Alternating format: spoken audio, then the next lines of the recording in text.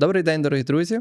Сьогодні ми з паном Олександром, і сьогодні у нас дуже цікава тема. Ми поговоримо про тимчасовий захист, а саме його отримання після відомої вам директиви Євросоюзу, яка, до речі, і продовжила цей тимчасовий захист до 4 березня 2028 року, але наклала свої обмеження. Тому зараз буде цікава тема для всіх тих, хто хоче або планує переїхати в Іспанію і саме отримати тимчасовий захист. Як правило, ми зараз поговоримо і про жінок, але в тому числі найважливіше це про чоловіків, які є для них обмеження, і що зараз питають в Іспанії, яка ситуація саме на сьогоднішній момент. Ми записуємо відео, це сьогодні у нас 20 серпня, тому буде цікаво. Привіт. Привіт. Вітаю. Доброго дня, шановні телеглядачі. І отже, перше питання. Що змінилося після 5 серпня 2026 року? Взагалі, ми повинні зрозуміти, що є рішення Європейської Ради, яка датується 26-го року, номер 1912, і де стосується обмеження саме чоловіків, де від них вимагають виконання їх військових обов'язків в Україні. Тобто основне обмеження, що до Іспанії, в тому числі, тому що це одна із країн Євросоюзу, де іспанські органи влади, які видають цей вид на проживання, вимагають відповідно ці військові обов'язки. Добре, скажіть, будь ласка, Ігоре, а до кого нова умова не застосовується? Нова умова не застосовується для всіх тих чоловіків або жінок, які отримали тимчасовий захист до 5 серпня 2026 року. Скажіть, будь ласка, якщо заяву подано до 5 серпня, але рішення ще не було? У Іспанії, як правило, рішення приймається на протязі 24 годин, тобто це прямо прописано в самому законі. І, відповідно, якщо це рішення 4 серпня, до неї не будуть застосовувати нові правила. Тому ця процедура проходить по старому правилу.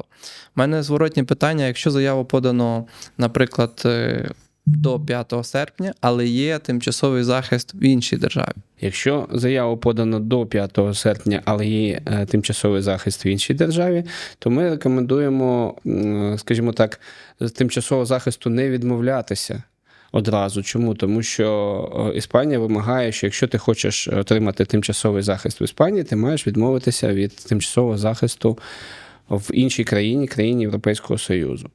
Разом з тим, ми рекомендуємо звернутися до юриста для того, щоб чітко з'ясувати, щоб не трапилася така халепа, що ви, наприклад, в Польщі відмовилися від тимчасового захисту, приїхали сюди в Іспанію і потім з'ясовуєте, що вам ще треба і з резерву плюс щось довідка, і ще щось, якісь документи. Про них ми сьогодні більш детально поговоримо. Тому гіпотетично можна сказати, що якщо це відбулося до 5 серпня, тобто 4-3 серпня, то ці правила не застосовуються, і загалом можна сказати, що плюс-мінус можна відмовитися від тимчасового захисту. Але, ще раз кажу, після того, як порадитися з своїм юристом, з адвокатом. Зрозумів, чи є резерв плюс обов'язковим для отримання тимчасового захисту в Іспанії? Стосовно резерва плюс, я думаю, що іспанці вперше зізналися, що є така 100%. історія з резерв плюс в Україні. Я думаю, зараз вони теж намагаються опанувати цю систему. У статті 2 рішення Ради якраз немає слів лише резерв плюс. Так, це може бути один з прикладів офіційного електронного документа, який може знадобитися, так би мовити, на другому рівні перевірки. Розумів. А що є першим рівнем перевірки в Іспанії? Оскільки Іспанія не межує з Україною, український штамп про виїзд у паспорті за позицією комісії може бути достатнім. Але, знову ж таки, в подальшому країни Євросоюзу визначають свої додаткові якісь умови, додаткові правила. І в даному випадку заявник, перш за все, має належати до категорії, яка охоплюється рішенням Ради. А ось хотів дізнатися, чи достатній будь-який старий штамп про перетин кордону, на твою думку, Ігоре? Я думаю, що старий штамп, звичайно, підходить, але його би я рекомендував підкріпляти відповідно довідкою. Тобто людина, якщо ми беремо цю статтю номер 2, де вказано основні обмеження, то там іде перелік відповідно документів, які людина може надати для того, щоб відповідно бути впевненою в тому, що її нададуть і перевірять іспанське, тому що ми зараз в Іспанії говоримо, іспанська поліція або КРЕАДЕ, те, що вона має право на отримання тимчасового захисту. Якщо ми говоримо чітко про документи, які це може бути резерв плюс, це може бути відповідно штамп в паспорті, але проблема в основному у всіх, що не всім ставлять, і залежно від пункту пропуску, де людина проходить кордон, відповідно там може бути штамп, може не бути. І якраз третій варіант, це коли, наприклад, немає штампу, але він там не в тому місці поставлений, або іншою державою, не Україною, то офіційно людина сама або через адвоката, через адвокатський запит може подати відповідно запис в Державну прикордонну службу, і Державна прикордонна служба зобов'язана на адвокатський запит або ваш запит відповісти там в встановлені законом терміни на відповідно цей запит і надати офіційно документ, де буде роз'яснення, тлумачення, або взагалі вам можуть відмовити, або не надати цей запит. Різні у нас вже є ситуації з цього питання. І відповідно, якщо це буде офіційна відповідь від Державної прикордонної служби, іспанська поліція має приймати цей документ як офіційний, і відповідно після цього вам зможуть надати тимчасовий захист. До речі, в розвиток того, що ти кажеш, Ігоре, зазначу, що виходячи з того досвіду, виходячи з чинного законодавства, в тому числі законодавства про адвокатуру та адвокатську діяльність в Україні, подаються такі запити адвокатські. До цього адвокатського запиту додається, якщо ви звертаєтесь до адвоката, то ви маєте це знати, додається відповідна згода заява на отримання персональних даних на відповідну особу. Бо ці дані щодо перетину державного кордону є конфіденційними, є вже певний досвід з приводу звернення, і ось ці документи направляються. Щодо виконання адвокатського запиту, то в законі передбачено протягом 5 днів. Зазвичай ці строки не порушуються, і протягом 5 днів адвокат отримує на свою електронну адресу або електронний варіант, та за власним проханням отримує відповідний письмовий варіант, як правило, по робочому місцю адвоката протягом 5 днів, або ж відмову. Ось. Далі що можна зробити? Можна йти оскаржувати, але це може досить тривалий час, і суди в Україні так само, як і в Іспанії, вони досить тривалі, тому ми радимо, якщо прикордонна служба просить якісь додаткові документи чи просить виправити певні недоліки, то простіше подати новий запит. Чому адвокатський запит? Можете зазначити, що деякі кажуть, що можна самому звернутися, так, і тоді це звернення розглядається протягом 30 днів, як будь-яке звернення громадян. Тобто пришвидшує адвокатський запис саме термін, який в даному випадку для нас час грає важливу роль. Оскільки ми затронули таку тему, як резерв плюс, мало хто про нього знає, мало, напевно, людей там заходили в цю систему і так далі.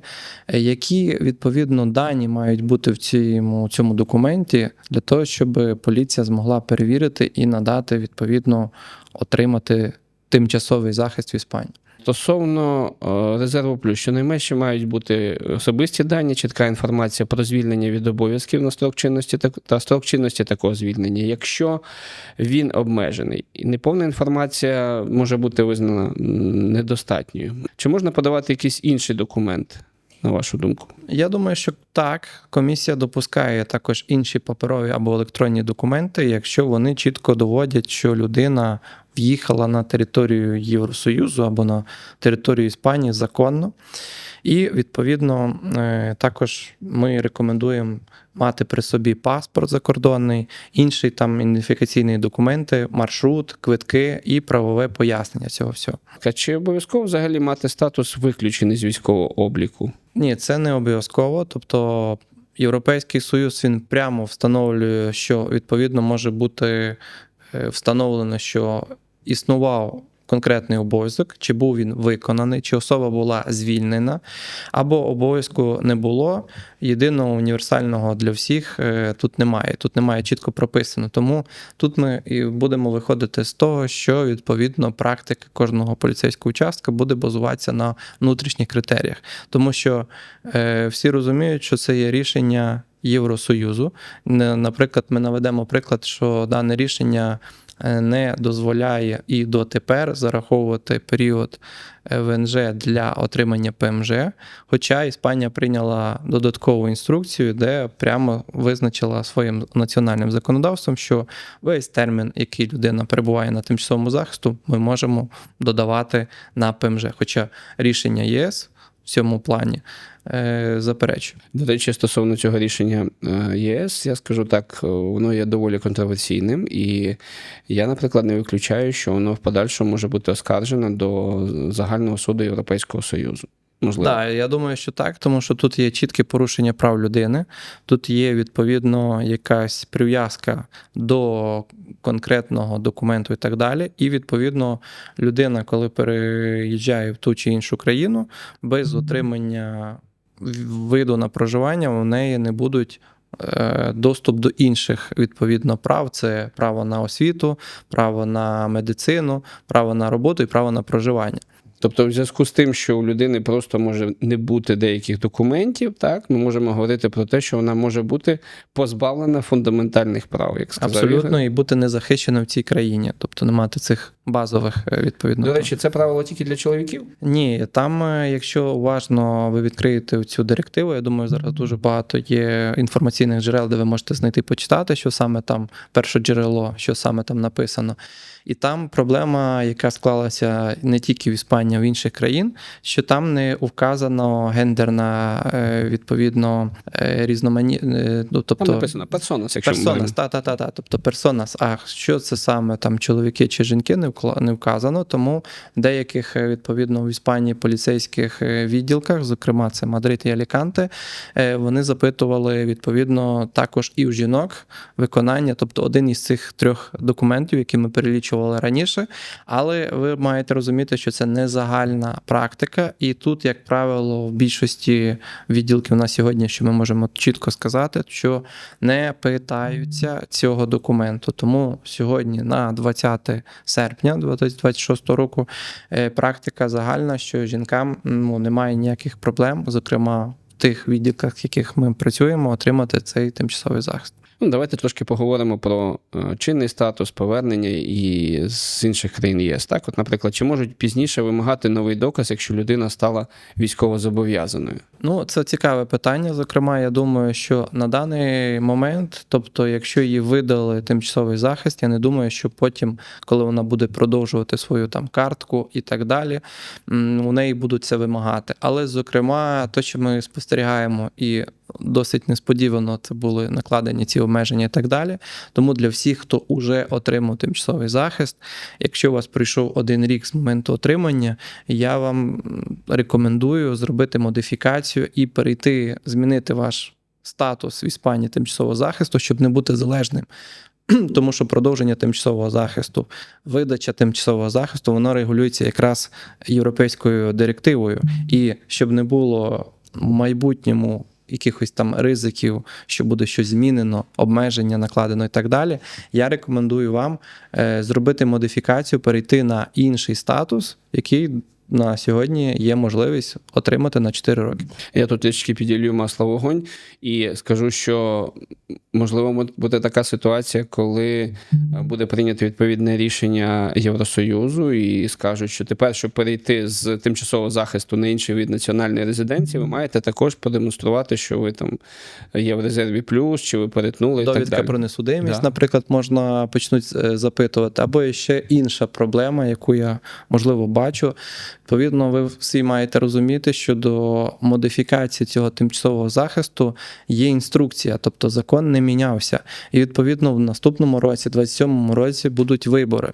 І, відповідно, є дуже такі істотні ствердження і статистика, що, можливо, ця влада, яка є на сьогодні, соціалісти, вони не виграють ці вибори.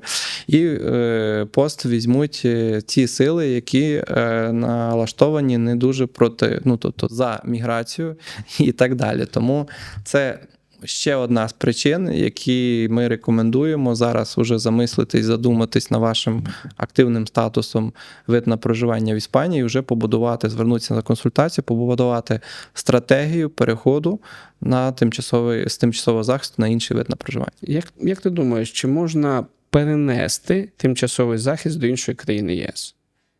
Обміняти його, так? Приїхала людина з Польщі, доволі часто, на жаль, трапляється з Польщі до Іспанії, каже, я хочу перенести свій тимчасовий захист, обміняти тимчасовий захист Польщі на тимчасовий захист Іспанії. Ну, за загальними правилами це неможливо, тому що тимчасовий захист він не міняється. Тобто, за загальними правилами людина має в одній країні відмовитись і тільки потім отримувати в іншій країні. Але всі ми знаємо за загальною практикою, все залежить настільки та країна, де ви хочете отримати, може бачити, чи у вас є захист в Іспанії.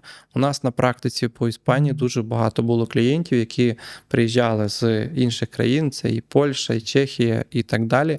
І просто, якщо у них там не було якоїсь там клейки в паспорті і так далі, поліція, коли вона зверталася в поліцію, поліція цього просто не бачила. Тому все залежить настільки та чи інша країна відповідно бачить ваш тимчасовий захист. Це не значить, що ми вас закликаємо обманювати, не надавати достовірну інформацію, але скажу так, що на сьогодні немає єдиної бази Європейського Союзу, яка б реєструвала, в якій би було зафіксовано всі українці, які мають тимчасовий захист по країнам Європейського Союзу. А отже, приховувати інформацію чи не приховувати ту чи іншу інформацію, що у вас є по приїзду в Іспанію тимчасовий захист іншої країни Європейського Союзу, це ваша персональна відповідальність. Скажіть, будь ласка, чи допомагає сім'я з чинним тимчасовим захистом в Іспанії? Ну, умовно кажучи, там жінка з дитиною переїхала, отримали тимчасовий захист, і зараз до неї хоче приєднатися чоловік, який не має тимчасового захисту, наприклад. Ну, тут є два варіанти, тому що ми бачимо на практиці два варіанти. Наприклад, остання консультація у мене була, що сім'я, відповідно, дружина тут має тимчасовий захист, а її чоловік і син, у них два паспорта. Один паспорт – це паспорт Ізраїлю, інший паспорт – паспорт України. І коли вони до мене перший раз звернулися, тобто в нас була стратегія, що ми будемо робити все по паспорту України. Але коли от там на цьому тижні ви проводили консультацію, ми вже трошки довелось змінити стратегію, тому що ми зрозуміли, що нам тоді краще не показувати паспорт України, а йти по паспорту Ізраїлю і їх проводити по, відповідно, старій цій директиві отримання тимчасового захисту як член сім'ї, відповідно, людини, громадянина України, який має тимчасовий захист. Підтвердження цього є свідоцтво про шлюб і свідоцтво про народження. Таким чином, це набагато легше зробити, якщо у людини, наприклад, є два паспорта. На сьогоднішній момент саме про чоловіків ми говоримо. Якщо ми говоримо така ситуація, що є дитина тут, дружина тут, і чоловік зараз після 5 серпня захоче отримати тимчасовий захист, тут треба розуміти, чи є у нього виконані військові обов'язки, чи він може надати ці документи. Якщо це може, то ми без проблем йому, якщо він може законно виїхати з України, можемо отримати тимчасовий захист. Якщо, відповідно, з цим є складнощі, то я би рекомендував дружині зробити модифікацію, перейти на 4-річний вид на проживання, або, наприклад, в 27-му, якщо вона приїхала в 22-му, зробити тимчасовий захист, перейти на ПМЖ, на постійний вид на проживання. І Так. І запустити процес, який називається воз'єднання сім'ї, регрупасьон фамільяр, і він тоді може отримати такий вид на проживання, який є у його дружини на той же самий термін. І тоді йому вже не потрібно абсолютно, тому що це національне законодавство, це інший вид на проживання, який вже регулюється національними законами Іспанії, і вони не вимагаються. От зараз якраз хочу, щоб ми перейшли до національного законодавства. Так, мені здається, що наші глядачі так масомерно зрозуміли, про що йде мова, ключові моменти. І я хочу поставити питання, але, можливо, наших глядачів зараз скажуть, ми це знаємо. Але вони скажуть, знаємо, хто вже давно тут. А я думаю, що відповідь на це питання буде цікаво тим, хто приїхав зараз і хоче отримати тимчасовий захист в Іспанії. Так, а хто приймає зараз в Іспанії заяву про тимчасовий захист?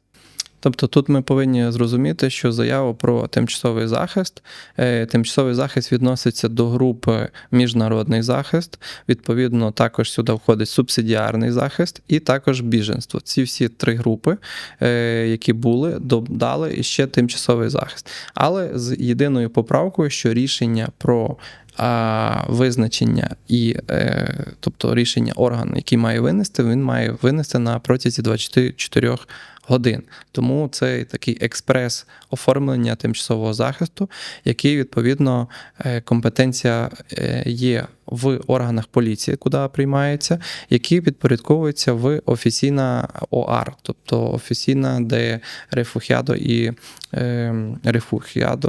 і асіло. Добре, от тоді таке ще питання. А хто ухвалює остаточне рішення і що взагалі має видати поліція? Який документ, папірець чи що? Як раніше це було, коли людина зверталася, їй видавали саме рішення, ресолюсьйон, де там було написано, вона могла скачати з сайту, саме де було зазначене її ім'я, прізвище і це рішення.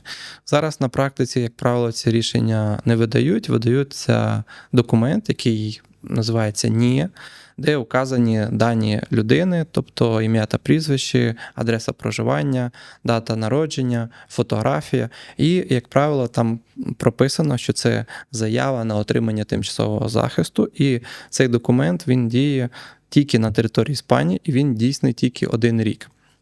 Після отримання цього документу, як правило, людина має право отримати вже тіє. Це пластик, який, відповідно, також тархета, тобто посвідчення особи, який вже чинний за межами Іспанії, якщо людина там хоче подорожувати і так далі, вже цей документ вона може використовувати разом з паспортом. Чи можна просто подати заяву до ОАР через електронний реєстр? Неможливо, тому що це інша процедура, тобто дана процедура встановлюється законом про отримання саме тимчасовий захист, є відповідний орден 149, якщо не помиляюся, який встановлює процедуру отримання тимчасового захисту, коли людина має або записатися залежно від провінції, або написати там на електронну пошту поліції, тоді назначить запис, або є офіційне креаде, де вона йде туди, проводить інтерв'ю, їй дають запис уже в поліцію, або насамперед з пошуком цього запису онлайн до конкретної поліції, де, відповідно, буде встановлений конкретний день, час, і де вона має прийти з документами, і там їй видадуть цей перший документ. Я все-таки хочу декілька слів повернутися до резерву плюс. Поки іспанська поліція опановує резерв плюс, опановує переклади іспанською з української довідок про перетин кордону Державної прикордонної служби України. Чи є вже якась публічна іспанська інструкція чи документ, так як ми сьогодні говорили, так, у нас є, наприклад, іспанська інструкція СЕМ-2/2026 щодо модифікацій візового режиму переходу з тимчасового захисту на інші на певні види резиденції Іспанії. Чи є така іспанська інструкція стосовно того, що тільки резерв плюс, чи враховується цей резерв плюс, а якщо немає резерву плюс, то що? Чи достатньо довідок? Є в публічному просторі така інструкція, якийсь такий документ консолідований, саме іспанський? На загальноіспанському рівні його немає, тому тут і виникає проблеми в декількох поліціях, тому що критерії можуть відрізнятися, тому що кожен відділ поліції, він по-своєму буде трактувати цю директиву. Це перше. Інформативна така інструкція, яка там була опублікована, яка приклеєна на вікні в вхід поліцейський участок, відділок, я бачив Аліканте. Тобто там прямо чітко на українській мові розписано ці всі умови. Тому тільки ось цей момент. Якась окремо опублікована інструкція і так далі немає. Єдине, що хочу сказати, що ця директива вже ратифікована Іспанією, вона є опублікована в БОЄ і можна знайти у вільному доступі. Тому, відповідно, на даний момент ми повинні використовувати цю директиву як основний документ для отримання тимчасового захисту після 5 серпня 2026 року. Отже, будемо очікувати на певні позитивні зрушення в саме іспанському законодавстві і, можливо, я так скажу, припущу, більш розширювальне тлумачення положення статті 2, вже цитованого нами неодноразово тут і сьогодні, рішення Ради. На сьогодні передбачено 2 таких, я б назвав магістральних напрями. Перше, як оскаржити відмову. Я поцікавлюсь Ігоря, поставлю ці питання відмову в тимчасовому захисті, взагалі, чи є сенс оскаржувати, який ще оскаржують такий маршрут. І другий блок питань, який я хотів би сьогодні, щоб ми обговорили, це отримання іншого виду захисту, міжнародного захисту, гуманітарного захисту, субсидіарного захисту. До речі, є відповідна практика, ми про неї теж сьогодні поговоримо, і в тому числі на рівні Верховного суду Іспанії. Отже, повертаючись до оскарження, почну з того, який перший крок після відмови в отриманні тимчасового захисту? Ну, перше, на що я би хотів звернути увагу, що отримати від цього органу, де вам відмовляють, дуже багато відмов саме в Мадриді, потім Аліканте йде, потім інші провінції, але саме письмова відмова від тимчасового захисту – це проблема на сьогоднішній день, тому що відмовляють на словах, вводять в базу, але не дають ніяких документів. Тому першочергове завдання для всіх, кому відмовили, намагатися добитися від конкретного відділку поліції або органу, який вам там відмовив, саме письмового рішення. Чому? Тому що у письмовому рішенні вони мають аргументувати відмову. І, відповідно, коли вам видадуть відмову, її присвоюють там, відповідно, є конкретний орган, який її видав і так далі. І далі ми можемо вже звертатися до, є офіційна процедура, де ми можемо апелювати, тобто подавати апеляцію, тому що це ваше законне право. Інша ситуація буває тоді, коли, наприклад, клієнти, тобто хто отримав тимчасовий захист, тривалий час перебував за межами Іспанії. У нас була на практиці така ситуація, коли люди виїхали з Іспанії, і тут не було їх близько 2 років. Що відбулося? Вони прийшли в поліцію, все у них взяли відбитки і так далі, і перед тим уже, коли печатати документи Resguardo, поліцейський, який приймав їх, він подивився в паспорт і побачив, що вони там не були присутні. Стоїть виїзд із Іспанії 2 роки назад, і просто на словах відмовив, що от я вам відмовляю в тимчасовому захисті. Коли вони до мене звернулися на консультацію, я сказав, що його рішення не є правомірними, тому що завжди відмову від тимчасового захисту ви можете перевірити в БОЄ, тобто там публікуються всі номера НІЕ з відмовою. Оскільки їх там не було, то я попросив, щоб вони підійшли, відповідно, до цього поліцейського участку і попросили, щоб вони на папері дали рішення, а також, щоб вони зареєстрували кеху, тобто на скаргу на дії цієї поліції і так далі. І коли вони вже наступний раз підійшли, їм видали без проблем підтвердження того рішення. Тому, якщо вам не віддають, відповідно, письмову відмову, яку ми можемо оскаржувати, просіть будь-які підтвердження, робіть скаргу, кеха, це ваше основне право. Вони мають зареєструвати цю кеху в поліції, і вищий там інспектор, голова цієї поліції має дати вам письмову відповідь на цю скаргу. А який срок? Це ж час певний. В той момент, коли людина звертається, їй мають відповідно видати цю апеляцію. Якщо апеляцію не дають, то вона має право в той момент, їй мають дати ОХ-1 і рекламаціон, це скарга, документ про скаргу, вона заповнює, вони реєструють, дають цей номер і, відповідно, мають очікувати рішення. Так, потім що робимо? Які строки звернення? Потім готуємо позов, так, і звертаємося звичайно, до суду. коли у нас буде відповідь по цьому, по кехі, відповідно, за це ми можемо взяти і, відповідно, якимось чином готувати вже апеляцію в суд. Куди подається такий судовий позов? Який строк оскарження? Першочергово ми подаємо в центральний орган, який офіційно де рефугіо і асіло, тому що тимчасовий захист відноситься до цього. І, відповідно, від них чекаємо. Якщо там відмова, то далі ми йдемо вже в судовому порядку. Це називається процес контенціосу адміністративу, де ми подаємо на орган влади Іспанії, і де суд вже буде вирішувати подальшу. Чи зупиняє позов автоматичну відмову в тимчасовій? Я думаю, що так. Тобто, на момент розгляду відмови людина може знаходитись на території Іспанії і не буде проблем з нелегальним знаходженням завжди, тому що в неї є право на момент розгляду цієї апеляції бути легально на території Іспанії. А враховуючи те, що суди в Іспанії доволі тривалі, може набігти разом з адміністративним оскарженням і судовим оскарженням протягом всіх інстанцій, може набігти якраз той рік фактичного перебування на території Іспанії, після якого ви можете податися на резиденцію Арайго. Да, Логічно? і друге питання, якщо людині пощастило і видали відповідно рішення про відмову, там завжди встановлюється термін, це 1 місяць для адміністративного рекурсу де альсада або рекурсу де репосесіон, і 2 місяці для судового оскарження. Тому людина може вибрати, або вона оскаржує на той самий орган, який видав рішення, або вже йде в суд. Добре, а на яких помилках, на твою думку, краще будувати оскарження? Гіпотетично хоча б. Перше, коли у вас є відповідь, тобто, що вам відмовили, там указується перелік законодавства. Як правило, там встановлюється, що людина там не має права і так далі. Ми завжди звертаємо увагу на те, що оскаржувати потрібно відносити до того, що людина не може повернутися в даний час в Україну. Там не можуть бути забезпечені її права, і, відповідно, Іспанія, яка видала, вона нарушує основні базові права людини. Чи можна поставити під сумнів рішення Ради саме в Іспанії, в іспанських судах, оскаржити, наприклад, до Верховного суду Іспанії чи до Аудієнсія Національ?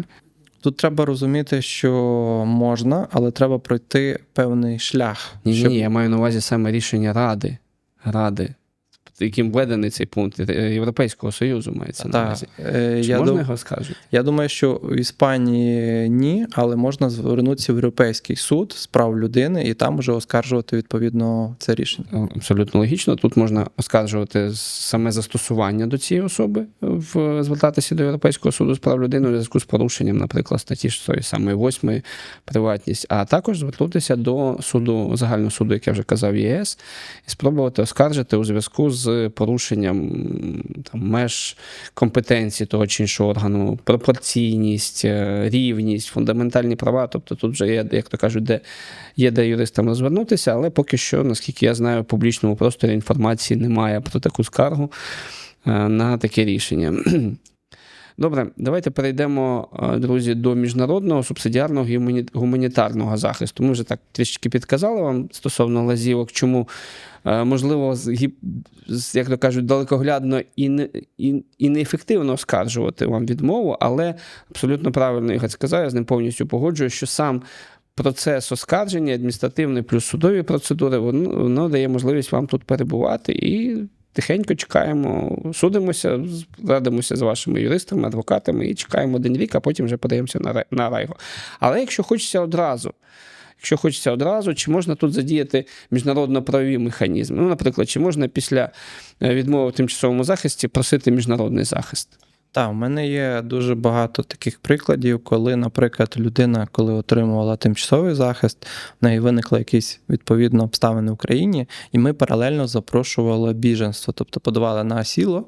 Ти коли подаєш там на окремий відповідно міжнародний захист, ми це називаємо все разом міжнародний захист, то там вже ви повинні розуміти, що тимчасовий захист – це загальний захист для всіх громадян України або членів їх сім'ї, які виїхали з України в зв'язку з війною. Тому отримати тимчасовий захист набагато легше, там вас тільки вимагають там паспорт або окремі документи, там свідоцтво про народження, якщо це член сім'ї, і свідоцтво про шлюб.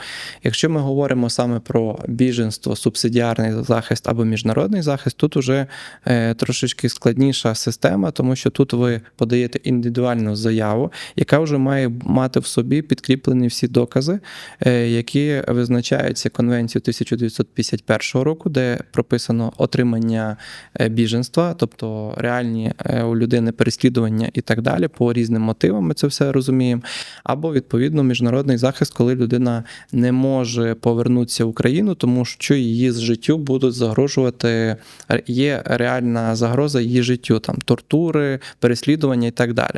Тому в даному випадку, коли людині не видали тимчасовий захист або відмовили, немає проблем, у неї зберігається право отримати тимчасовий захист. Так, хочу ще доповнити цікавий момент, що тимчасовий захист, він не блокує звернення за міжнародним захистом як індивідуальні процедури, ба більше.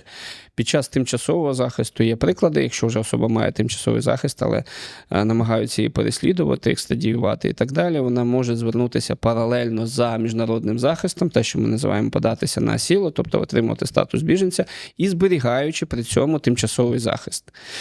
Ця історія була доволі актуальна тоді, коли ще не було рішення Аудієнція Націонале. Вони казали, у вас там є тимчасовий захист, але він не дає можливість, не забезпечує принцип non-refoulement, невидачу. Але зараз ситуація дещо змінюється, і те, про що ми протягом 23, 24, 25 років говорили в Аудієнція Націонале, писали, зараз Аудієнція каже, в принципі, тимчасовий захист, так, вже, в принципі, може бути і non-refoulement, травневе рішення 2026 року. Дуже цікаво, що мене питали деякі клієнти, чи дає, наприклад, право подати на статус біженця відсутність у них резерв плюс. От таке цікаве питання. Ні, не потрібні. Потрібний обґрунтований, як вже Ігор сказав, обґрунтований страх переслідування, потрібна якась конвенційна причина, тобто порушення фундаментальних прав, дискримінаційні якісь підходи, які стосуються раси, релігії, національності, політичних переконань або соціальних груп. Тобто, оскільки ця заява чітко індивідуалізована, то і повинна особа, а точніше адвокати, які супроводжують цей кейс, вони повинні довести наявність причинно-наслідкового зв'язку стосовно цієї особи і чому вона обґрунтовує. Тому, я скажу, з нашого досвіду, у нас деякі кейси при подачі на СІЛО досягають 500-600 сторінок. Отже, ще таке питання. Коли відмова, на твою думку, від військової служби може мати значення? Тобто сама відмова від військової служби, вона може трактуватися по-різному. Перший випадок – це, наприклад, коли людина подає на біженство, тому що, наприклад, є люди інших релігій, яких релігія забороняє нести військову службу, а саме, наприклад, зараз в даному випадку Україні брати участь в війні. Тому, відповідно, вони можуть напряму подати на біженство. Якщо, наприклад, це не цей випадок, і людина розуміє, що буде якийсь ризик і його життя і так далі, то вона без проблем може, відповідно, подати на міжнародний захист. І також, наприклад, береться до уваги, чи є якась політична думка, яка не йде в розріз курсу держави, або дискримінаційне ставлення до неї, тобто, які зараз, можливо, відбуваються в Україні. Тому ці всі обставини мають бути письмово доведені і надати докази. І вже конкретний орган, він дуже уважно буде визначати, тому що коли ми, наприклад, отримуємо рішення про біженство або відмову, там видно, що вони уважно кожний факт, не просто що ви їм надали, вони це все перевіряють і в рішенні або відмови, або коли вам видають уже міжнародний захист, вони мотивують кожен ваш доказ. І що саме головне, от за цими словами дуже-дуже ретельно, якраз криється іспанська повільність. І дуже-дуже довго. І ніхто не забороняє вам в хорошому сенсі досипати додаткові докази, які виникли вже після того, як ви звернулися.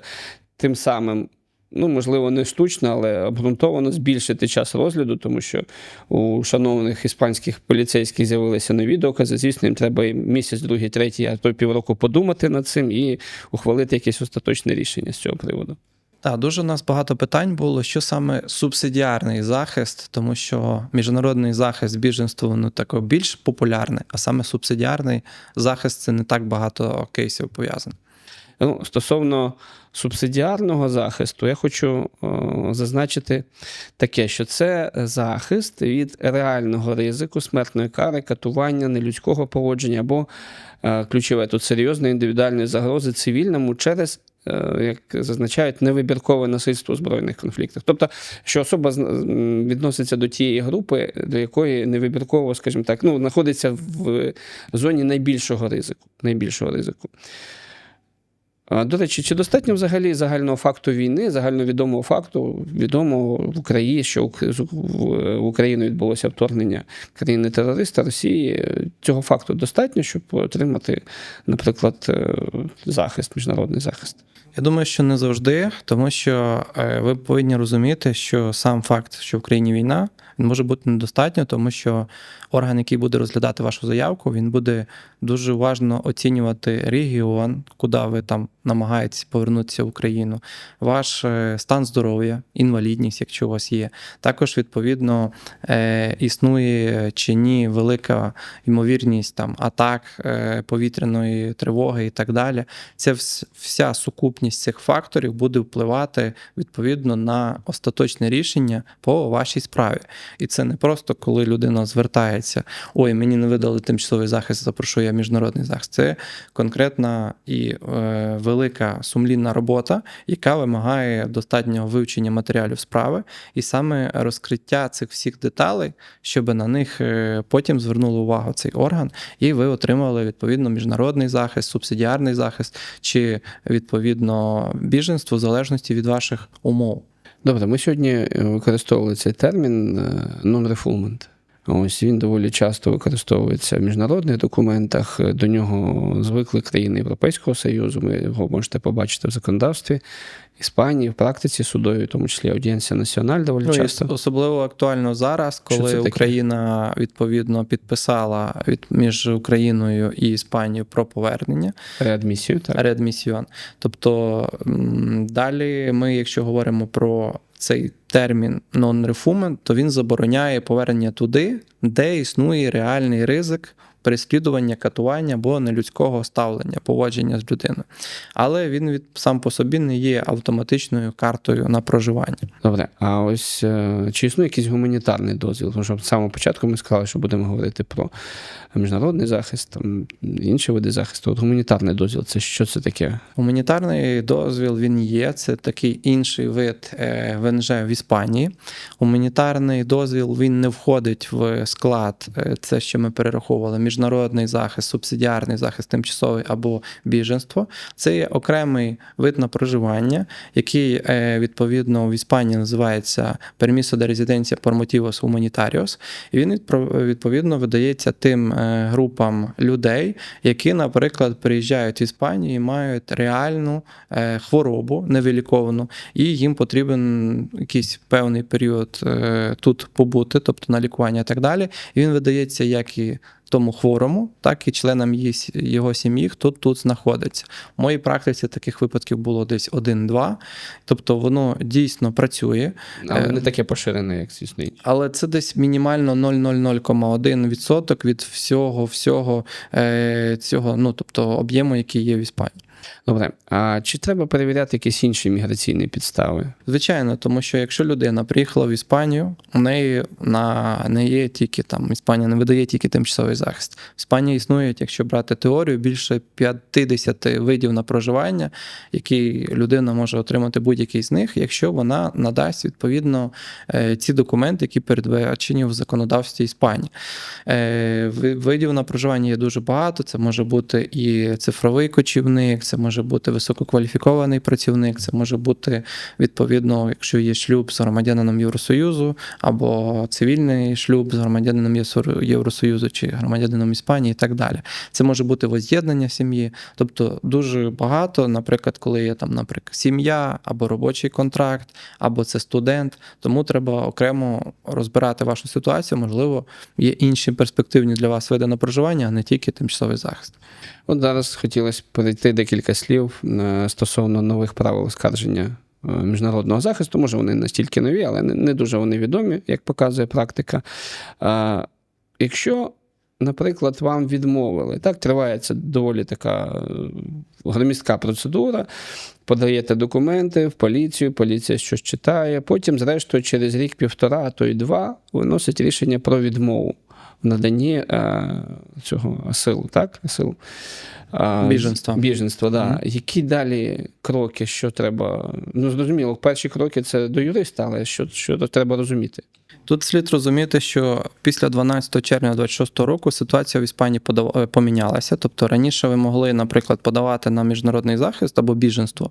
І коли там розглядався ваш кейс, наприклад, якщо ви підійшли під вимоги, наприклад, того ж осідлості, ви могли запускати процес осідлості паралельно. Тобто, якщо осідлість виходить, то ви там вибираєте, або ви залишаєте собі осідлість, або ви отримаєте біженство. Зараз після 12 червня це несумісно, тобто це неможливо окремо подавати на біженство і паралельно подавати на якийсь вид на проживання. Вам потрібно відмовити вашу заявку на подачу на біженство, відкликати цю заявку і потім займатися цим питанням. Якщо ми говоримо, що нам відмовили в міжнародному захисті, у нас є офіційна відмова, то у нас є два відповідно варіанти.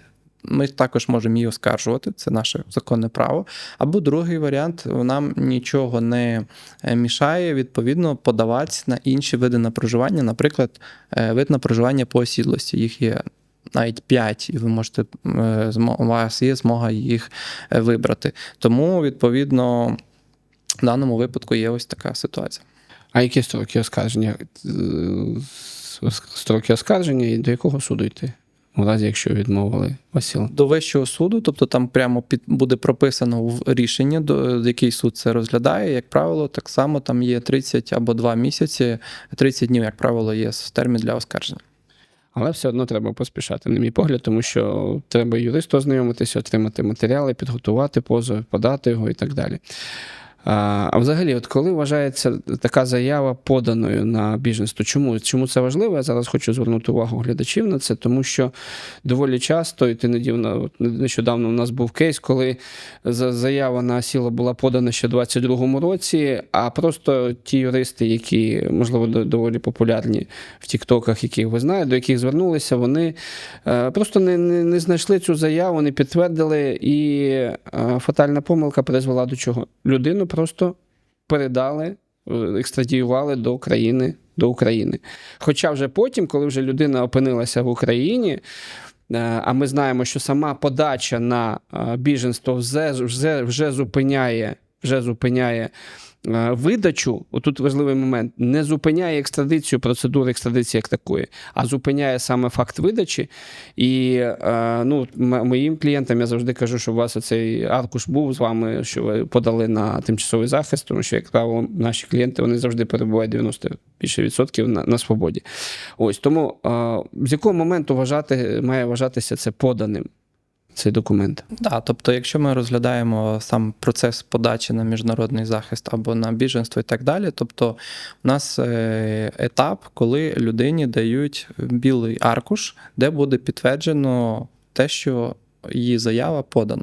Нагадаю всім, що як відбувається процедура, ви в залежності, де знаходиться в Іспанії, є окремі органи, які приймають заяви на біженство або міжнародний захист, як правило, органи офіційна де рефугіадо і асіло і рефугіадо, ОАР. І відповідно, коли вони приймають до розгляду, ви маєте вже надати повністю пакет документів. І перший критерій, і перший такий оцінювання відбувається самим органом, чи існують підстави взяти ці документи на розгляд. Якщо цей орган приймає, далі він відправляє, як правило, розгляд відбувається в Мадриді, але ми всі знаємо, що це не швидкий процес, це може тривати і 1,5, 2 роки, і 3 роки. Тобто зараз цей термін вже доходить до 3 років, тому що дуже багато заяв, не тільки там з України, а також дуже багато заяв з країн Латинської Америки. Тобто, і відповідно ця заява, яка у вас буде на 12 місяців, перших 6 ви не можете працювати, потім після 6 вам надається право на роботу, і після 12 місяців ви звертаєтесь уже конкретно в комісарія де Полісія Національ по вашому місцю проживання і міняєте її на червону картку. Тобто це такий червоний документ, називається червона картка, тому що вона вже йде з вашим відбитком пальця, вашою фотографією, і кожних 12 місяців ви просто міняєте до моменту, поки у вас не буде встановлено рішення. І ще один цікавий момент. У нас є клієнти, які зараз мають червону цю картку і перебувають на тимчасовому захисті.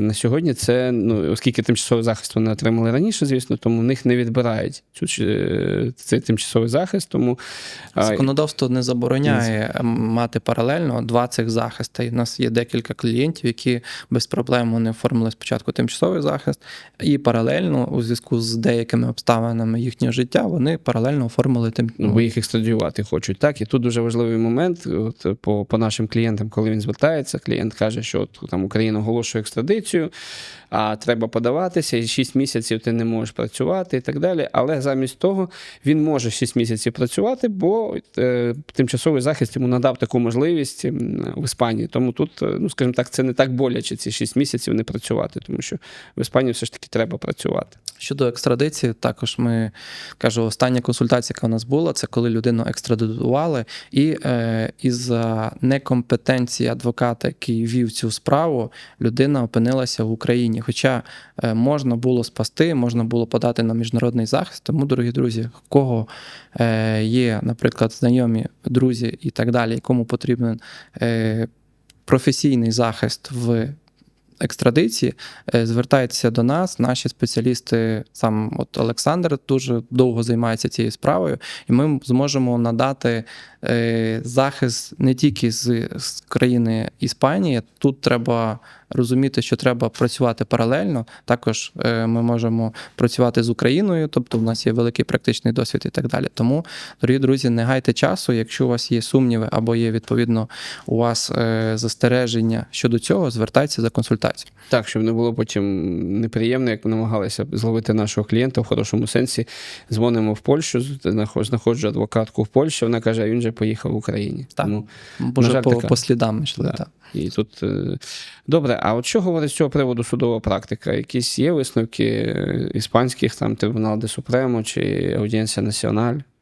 Так, тобто є останнє рішення, відповідно, Трибуналь Супремо, це Верховний суд Іспанії, який, відповідно, ми використовуємо в судових процесах. Це як така юридичні прецеденти, юридична практика, судова практика суду. То, відповідно, він у цьому рішенні номер 580, він підтвердив іспанське розширення, відповідно, значення розмежування з колективної та індивідуальної форми захисту. І також потрібно враховувати нові факти і докази. І фактично це є підтвердження того, що якщо людина приїхала, в неї були одні обставини справи в цій країні Іспанії, але в нього з'явилися нові обставини і нові якісь докази, які загрожують йому життю і так далі, то він може подаватися на, відповідно, міжнародний захист. Так, до речі, ми в попередніх наших розмовах з Ігорем це доволі детально обговорювали, і дійсно треба віддати належне, Аудієнсія Національ досить ретельно досліджує ці процедури. Більш того, якщо ми говоримо про те, що, наприклад, на етапі 22-23 роки застосування статті 8 Конвенції, воно, скажімо так, було б малоймовірним, то зараз, оскільки людина, скажімо так, вже центр її інтересів економічних, життєвих вже є в Іспанії протягом 5 років, майже 5 років, на жаль, війни в Україні, то тут стаття 8 вже буде, я думаю, дуже застосована, і тут вона може через неї мати вихід на розгляд в Верховному суді, чи навіть на звернення до Європейського суду з прав людини. Чи вже є якісь рішення стосовно резерву плюс, можливо, зараз? Чи скарги якісь подані в публічному просторі саме на території Іспанії? На даний момент якихось таких ось конкретних рішень, які би могли посилатися, немає. Тобто ми повинні розуміти, що ця дана директива вона опублікована вже в БОЄ, тобто в Іспанії вона ратифікована, як її називають, і, відповідно, поки окремого роз'яснення, тому що я так думаю, що потрібно і потребує окремої інструкції роз'яснення з цих вищостоящих органів, там Мадрид або на місцях, інструкції, що потрібно і на що будуть звертати увагу, коли людина подається на тимчасовий захист. Ну, на даний момент з практики, яка є і так далі, то ми можемо зрозуміти, що, відповідно, один із 3 цих документів у людини має бути для того, щоб він міг отримати тимчасовий захист. Окей. Давай спробуємо зараз все, що ми тут багато наговорили, я впевнений, дуже багато цікаво, фіналізувати і щоб вивести якийсь такий практичний фінал. Почну, мабуть, з того, ти адвокат, так? І що клієнт має принести адвокату? От у нього така ситуація виникла. Які документи він має принести адвокату для того, щоб той розібрався у ситуації, підказав правильні шляхи вирішення цієї ситуації. Так, якщо, наприклад, виникла така ситуація, як правило, ми завжди перед консультацією просимо клієнтів, щоб вони надали такі документи, як паспорт закордонний, в деяких випадках внутрішній паспорт. Також, відповідно, якщо у них є там свідоцтво про народження, свідоцтво про шлюб, якщо у них є уже якісь члени сім'ї, які знаходяться на території Іспанії, тому що це може також впливати на той чи інший вид на проживання. Також, якщо є конкретна ситуація в Україні, якщо були якісь побоювання, якщо є конкретні докази, що є переслідування для цієї людини, або, відповідно, є страх повернення, або є якась масова, відповідно, порушення прав людини на території Іспанії, також це для нас важливо, щоб ми визначили стратегію для цієї людини, на що ми подаємо і яким чином ми можемо йому допомогти в легалізації на території Іспанії. Може це бути субсидіарний захист, може це бути міжнародний захист, може взагалі бути якийсь окремий вид на проживання, який прописаний національним законодавством Іспанії.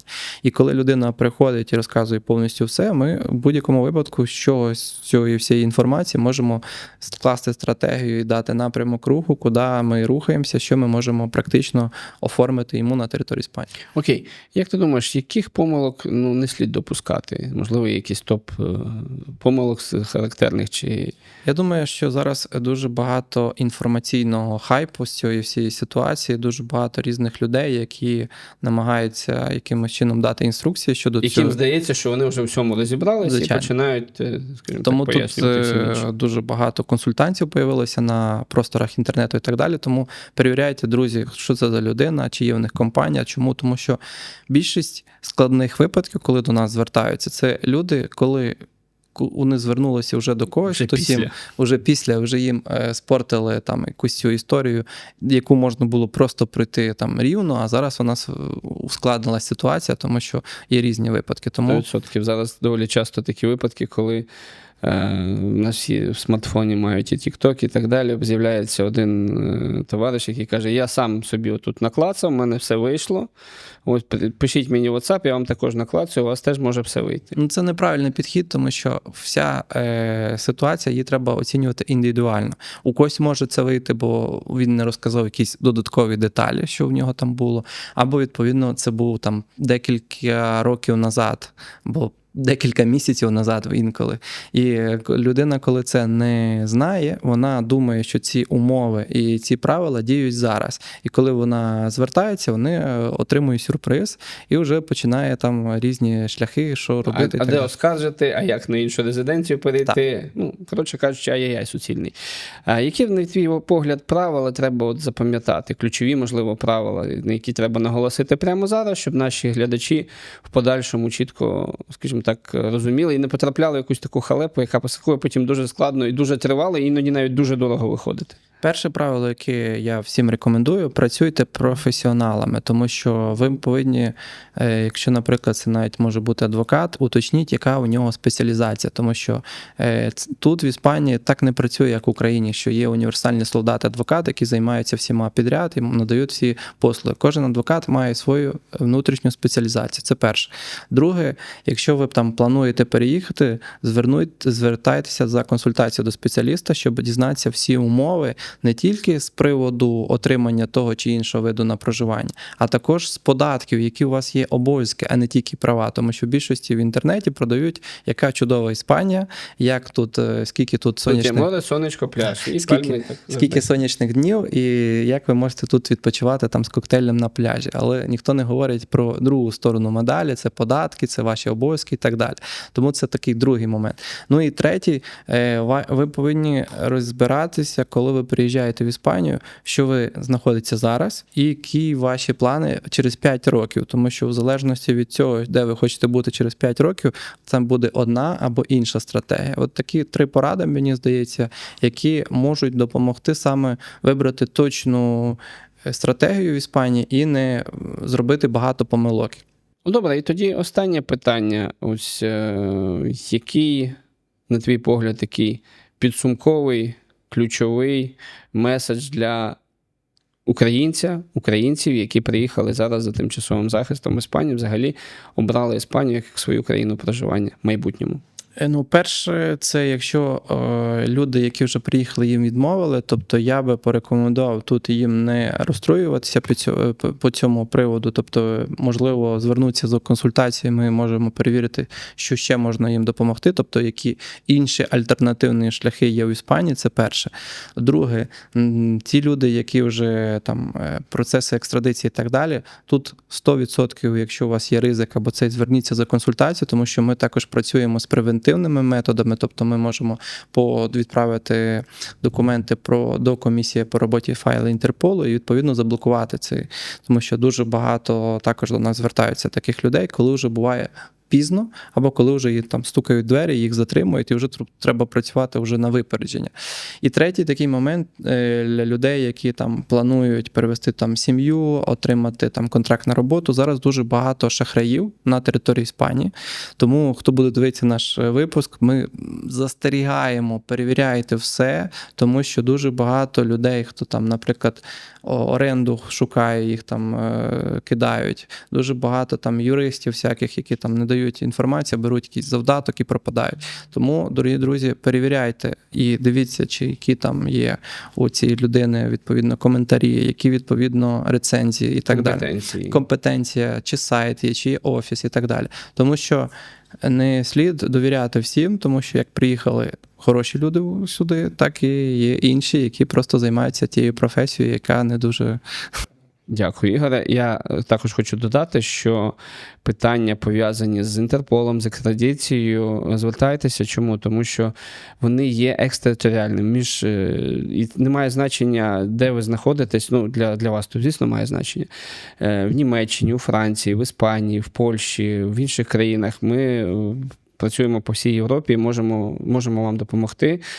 Підготувати звернення до комісії контролю файлів Інтерполу, підготувати і співпрацювати з юристами, з адвокатами в тій чи іншій країні, підготувати належним чином кейс на ваш захист, на отримання статусу біженця і так далі. Тому звертайтеся. А тобі, Ігоре, дякую за цікаву, змістовну, продуктивну розмову. Дуже дякую. Було приємно спілкуватися. Дякую, слідкуйте за нами. Якщо у вас є якісь питання, пишіть нам в коментарях. Ми розберемо ваш кейс або звертайтеся за консультацією і побачимося або онлайн, або в нашому офісі.